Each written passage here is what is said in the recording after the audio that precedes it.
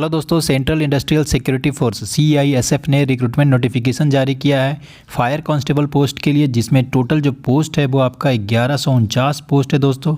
और इसका जो फॉर्म फिलअप का स्टार्ट डेट है वो आपका 29 जनवरी से फॉर्म फिलअप स्टार्ट हो जाएगा और इसका लास्ट डेट जो है वो 4 मार्च 2022 तक है।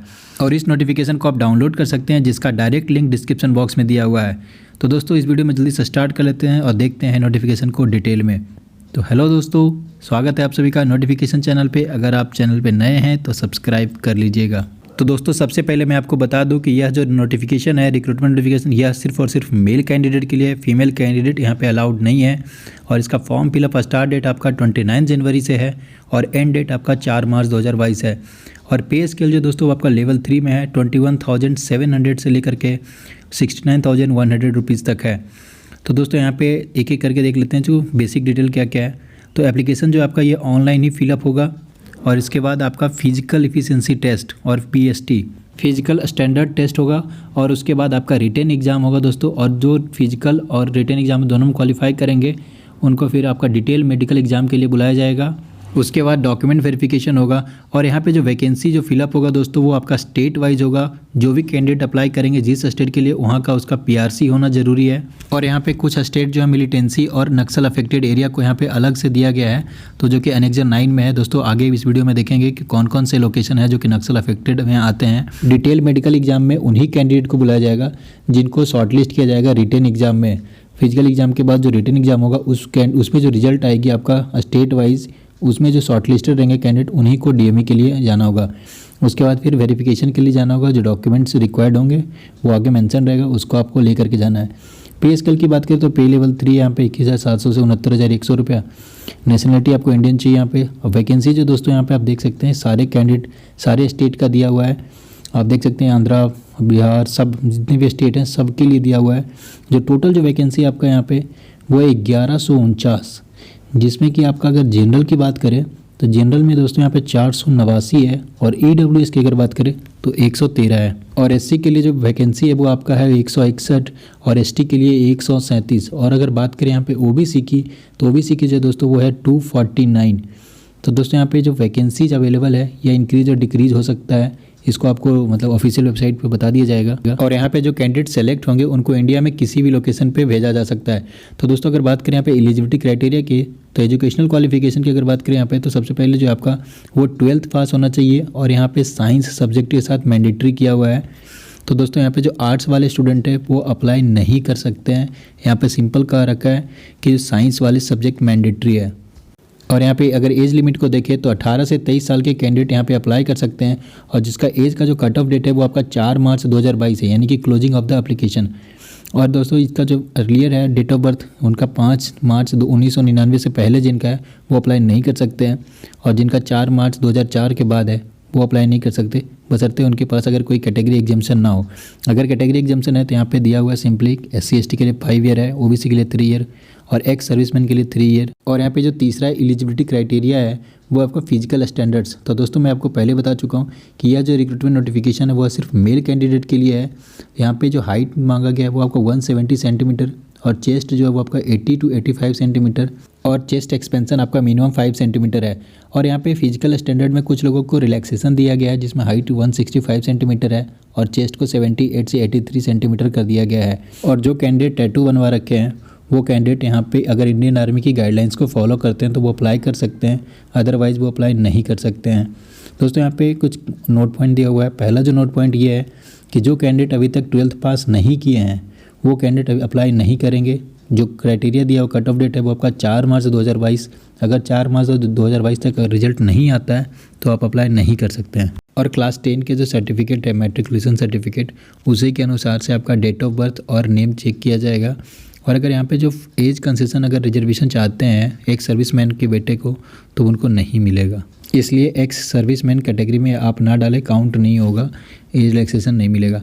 तो दोस्तों अगर बात करें यहाँ पे certification and format of certificate, तो यहाँ पे PDF में अटैच किया हुआ है नोटिफिकेशन में। इसमें आप अगर कोई भी रिलैक्सेशन चाह रहे हैं तो वो डॉक्यूमेंट आपको अपलोड करना होगा। तो दोस्तों यहाँ पे जो सबसे इंपॉर्टेंट है वो आपका डोमिसाइल और PRC सर्टिफिकेट। तो अगर आप जो भी स्टेट के लिए अप्लाई कर रहे हैं उस स्टेट का आपके पास परमानेंट सर्टिफिकेट होना चाहिए, रेसिडेंशियल सर्टिफिकेट जिसको पीआरसी कहते हैं। क्योंकि जब आपका रिटन एग्ज़ाम क्लियर हो जाएगा, फिजिकल एग्ज़ाम, उसके बाद मेडिकल एग्ज़ाम के बाद आपका डॉक्यूमेंट वेरिफिकेशन के टाइम पे आपको यही ओरिजिनल डॉक्यूमेंट आपको दिखाना होगा। आप जिस स्टेट के लिए अप्लाई किए हैं वहाँ का डोमिसाइल होना पड़ेगा, पीआरसी होना चाहिए। अगर ये करने में आप वहाँ पे ओरिजिनल डॉक्यूमेंट नहीं दिखा पाते हैं तो आपका कैंडिडेचर जो है आपका कैंसिल कर दिया जाएगा। और अगर आप यहाँ पे कैटेगरी रिजर्वेशन लिए हैं तो यहाँ पे जो कास्ट सर्टिफिकेट जो आप सबमिट करना होगा वो आपका उसी स्टेट से होगा जिस स्टेट से आपका डोमिसाइल बना हुआ है। तो दोस्तों अगर दोनों डिफरेंट हुआ तो आपका कैंडिडेचर कैंसिल, अदरवाइज़ आपको सेम स्टेट से बना करके सबमिट करना है। और जिन कैंडिडेट का SC ST और OBC कैटेगरी है और वो माइग्रेट किए हैं वन स्टेट से दूसरे स्टेट में, तो उनको ये क्लैरिफाई करना होगा कि आप ओरिजिन जो स्टेट है आपका वहाँ पे आप बेनिफिट ऑफ रिजर्वेशन ले रहे हैं या नहीं। और या फिर अगर आप स्टेट ऑफ माइग्रेशन से आप अप्लाई कर रहे हैं तो वहाँ पे आपको यूआर अनरिजर्व कैटेगरी में अप्लाई करना होगा। और यहाँ पे अगर कोई भी डॉक्यूमेंट अपलोड कर रहे हैं रिलेटेड टू कैटेगरी और एज रिलैक्सेशन एनीथिंग, तो उसका जो क्रूशियल डेट जो है दोस्तों वो आपका 4 मार्च 2022 है और closing date of receipt of online application. तो दोस्तों यहाँ पे जो आपका क्रूशियल डेट जो होगा कोई भी सर्टिफिकेट का वो आपका क्लोजिंग डेट से एक्सीड नहीं करना चाहिए, तब तक के लिए वैलिड होना चाहिए, तभी आप क्लेम कर सकते हो कोई भी कैटेगरी और एज रिलैक्सेशन के लिए। तो अब बात कर लेते हैं हाउ टू अप्लाई ऑनलाइन, क्योंकि इसके जो फॉर्म है वो आपका ऑनलाइन ही अप्लाई होगा। तो इसका जो लिंक है आपको डिस्क्रिप्शन बॉक्स में दिया हुआ, वहाँ पे आप क्लिक करके सीधा अप्लाई कर सकते हैं या फिर इसकी ऑफिशियल वेबसाइट पे जा सकते हैं। जो लिंक है आपका www.csfrect.in। तो दोस्तों यहाँ पे प्रोसीजर जो आपका 1 टाइम रजिस्ट्रेशन और उसके बाद फिर आपका एप्लीकेशन फॉर्म यहाँ पे फिलअप करना होगा और उसके बाद फिर आपको रिक्वायर्ड डॉक्यूमेंट को अपलोड करना पड़ेगा। तो दोस्तों अगर फ़ोटोग्राफ के बारे में यहाँ पे कुछ इंपॉर्टेंट लिखा हुआ है कि ये जो फ़ोटोग्राफ की जो साइज़ होगी वो आपका 20 KB से 50 KB के बीच में होना चाहिए। और इसमें जो है डेट मेंशन होना चाहिए फ़ोटोग्राफ का कि फ़ोटोग्राफ कब लिया गया है। तो दोस्तों अगर आप फ़ोटो एडिट करना चाहते हैं तो आई बटन पर क्लिक करके मेरा प्रीवियस वीडियो देख सकते हैं कि how to edit photos and signature for online application. तो दोस्तों यहाँ पे अब जो सिग्नेचर अपलोड करना है उसकी भी साइज़ यहाँ पे 10 KB से 20 KB के बीच में दिया हुआ है और उसकी डायमेंशन भी यहाँ पे मेंशन किया हुआ है। 4 सेंटीमीटर विड्थ और 2 सेंटीमीटर हाइट होना चाहिए। अगर यहाँ पे कोई भी गलती होती है आपका फॉर्म जो है वो रिजेक्ट कर दिया जाएगा। और यहाँ पे जो भी रिलेवेंट डॉक्यूमेंट है आपका वो आपको PDF फॉर्मेट में अपलोड करना होगा। कोई भी जैसे सर्टिफिकेट हो गया, SLC सर्टिफिकेट या फिर कैटेगरी सर्टिफिकेट वो भी। और उसका क्रूशियल डेट जो है दोस्तों यहाँ पे 4 मार्च 2022 दिया हुआ है। और एप्लीकेशन फॉर्म को सबमिट करने का जो लास्ट डेट है आपका वो 4 मार्च 2022 है। तो उससे पहले फॉर्म को फिलअप कर लीजिए, क्योंकि लास्ट में वेबसाइट जो है वो हैवी लोड हो जाता है और उसमें सिग्नेचर या फ़ोटो अपलोड नहीं हो पाता है सही से, तो फॉर्म रिजेक्ट होने के चांसेस होती है। तो अगर यहाँ पे बात करें एप्लीकेशन फ़ी की तो आपका 100 रुपीज़ फ़ी है।